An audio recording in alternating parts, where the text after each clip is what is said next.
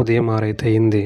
ఈ కుర్రాడు నేను కలిసి భోగి దగ్గరికైతే వెళ్ళిపోయి చూస్తే ముగ్గు అయితే వేసేసారు. కొబ్బరికాయ, అరటిపళ్ళు, ఉదొత్తులు, కర్పూరం అయితే తెచ్చేసి ముగ్గు దగ్గర అయితే పెట్టేశాం. పూజ చేయడానికి అమ్మాయి గురించి వచ్చేస్తే ఎవరు రాకపోతే ఈ అక్కనైతే పిలిచాం. ఈ అక్క అయితే వచ్చేసి అన్ని సర్దేసి దీపం అయితే వెలిగించేసి కొబ్బరికాయ అయితే ఈ కుర్రాడు కొట్టేశాడు. ముద్ద కర్పూరం ఈ కుర్రాడు వెలిగించేశాడు. చివరికి ఈ సంవత్సరం భోగి మంట అయితే వెలిగించేసాం. చాలా సంతోషం అనిపించింది. ఎందుకు ఇలా అయితే వీళ్ళందరూ మా వీధిలో పిల్లలు పెద్దలు అందరూ కలిసి వచ్చారు. ఈ కుర్రాడు పెట్రోల్ డీజిల్ కలిపిన మంట అయితే ఎగయడానికి ఇలా పోసేస్తున్నాడు.